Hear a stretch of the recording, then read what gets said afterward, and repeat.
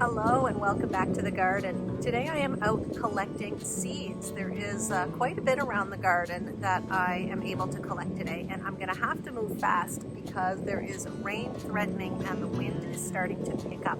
So I'm going to finish this and then get to work. So we have some flowers, herbs, and vegetables that we're all going to be taking a look at today. And in this main garden back here, I have two things specifically.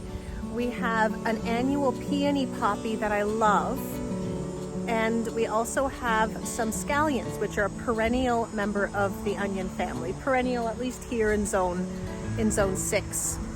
I think they're hardy to zone 5 at least, and we treat them more or less like green onions. So here are the scallions, and it's obvious that the flowers have long since faded away, but that is where we're going to get the seeds from. First things first though, a lot of these seeds, especially in the same family, look the same.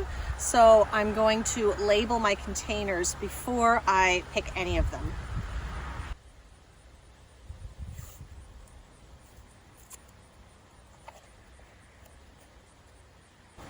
So I have my labels for the scallions as well as the purple poppies ready because we're going to go get those next. So these scallions are actually quite overdue. A lot of the seeds have dropped on the ground already, so I'm going to be very gentle not to lose any more of them. And I'm just going to clip them. Yeah. Now these are so dry that if I give them a little shake, most of them are falling right into the container. Even though it rained this morning, these seed heads are thankfully quite dry. And it doesn't matter if I'm getting a lot of this chaff or extra bits of the seed head in there. I'm going to filter all that out later. I'm going to leave the rest of the seed heads in there for now. Now, I'm putting the lids on these just in case it starts to rain and to make sure that I don't spill them by accident. But within an hour, I'm going to have these drying downstairs. These will get moldy in a hurry if they're not completely dry and you leave them in an enclosed space like this. So do so with caution. Let's go get some poppies next. Now, those of you who have seen my last few videos might have noticed I weeded. Look how gorgeous this garden's looking at the moment. I took out most of the dill along with everything else, and it is just a sea of color at the moment.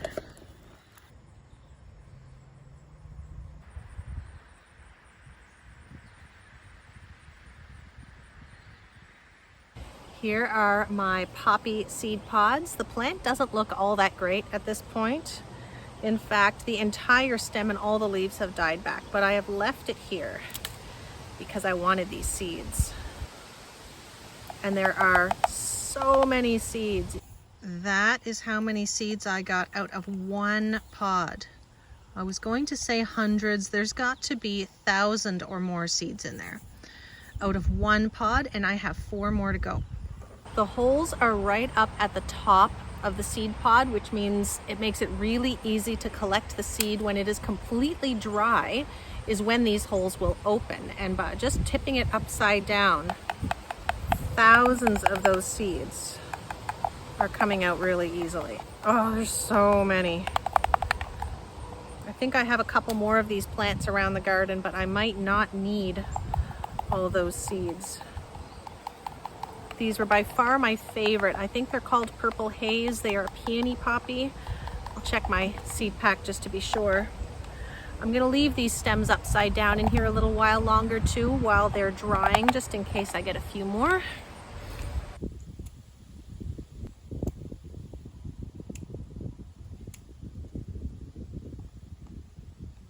While we're here, I want to show you some examples of some seed pods that are not quite mature, and these poppies are a good example. We just saw ones that were ready and they had holes up along the top.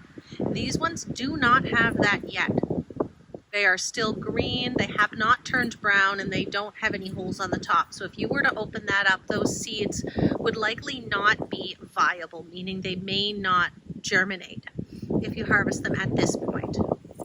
And this dill right next to it is another good example. These seeds have started to swell up. They're almost at the proper size, but they are still bright green. Well, that wind is really picking up, guys. Now these ones have started to turn brown, but still not quite ripe.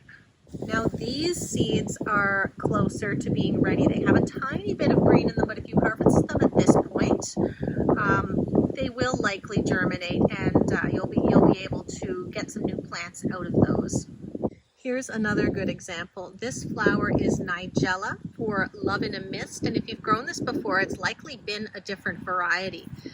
This variety I grow specifically for the pods. You can see how interesting the shape of that center is, and once the petals fade and fall off, it's going to develop into this.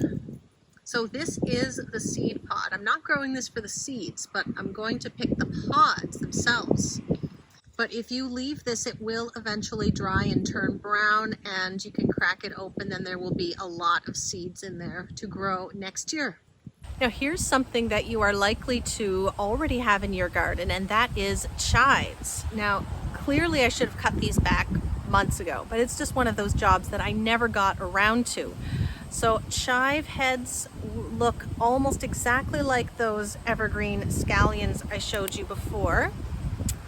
These big flowers, and each one of them has 2 to 3 seeds in the inside, and just shaking it out like that, they're all falling into my hand. And I'm not actually going to collect these because, well, I have tons of chives, so I don't need this seed.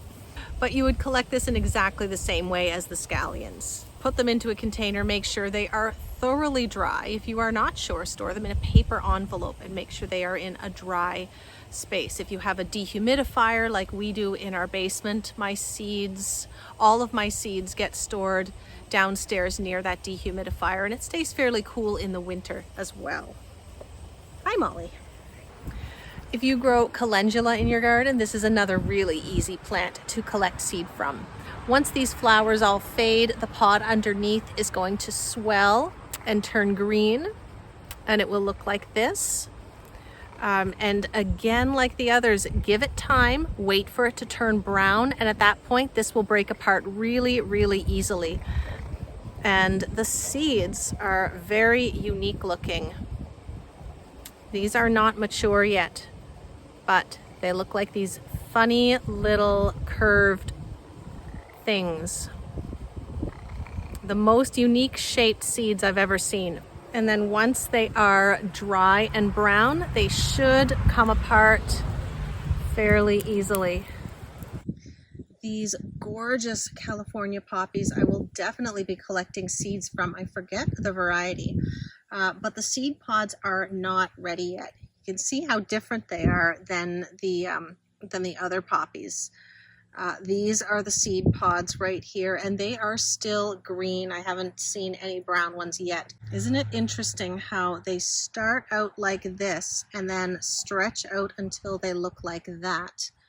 It's fascinating how these seeds grow. And I haven't collected seeds before, but I've grown orange California poppies that seem to self-seed really easily. I have some that came up this year that must have self-seeded from last year, but these ones I will be collecting some of the seed. I might scatter some of it to come up on its own, but I'm going to plant some for sure because I want lots more of these. What are you doing, guys? Now, I learned last year that Bells of Ireland is another easy plant to take seed from. If you look in some of the more mature bells down on the bottom, there's a good one. Looks like a little circle cut into 4, but that is 4 immature seeds right there. And same rule applies as all the others. Wait until they turn brown. The bells at that point will have faded and be almost mesh-like, and at that point those seeds should come out fairly easily for you to plant next year.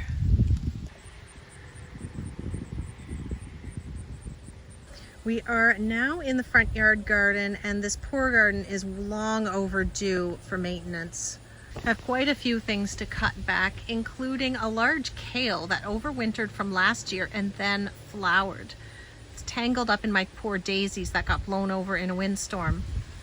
So here are the kale seed pods. Each of these long pods has likely a dozen or so seeds inside, and you can see just how many pods there are.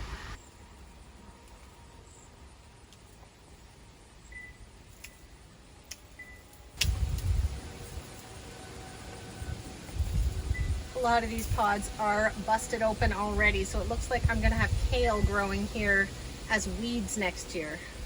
That won't be so bad. The last seed that is ready for me to collect today is foxgloves.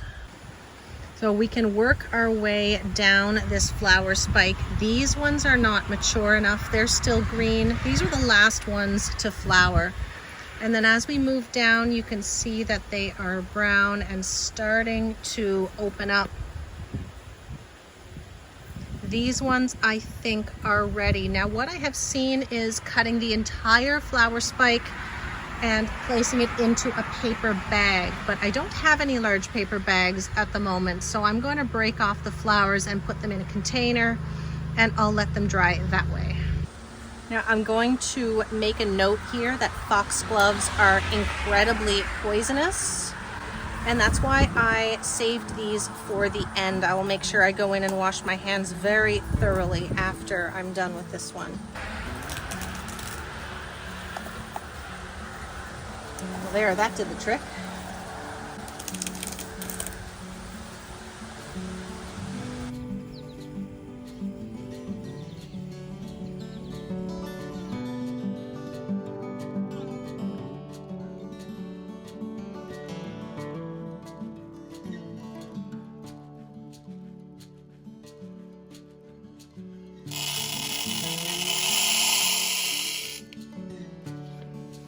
This is just an unfinished corner of our basement, but it's fairly near the dehumidifier. I've also been putting some herbs and leftover flowers in here to dry. And I've got one shelf that I'm gonna keep for seed drying. There's the foxgloves. And I'll be adding more to that collection as the season goes on for sure. Don't forget to like the video and hit that subscribe button before you go. Thank you all so much for watching, and I will see you next time.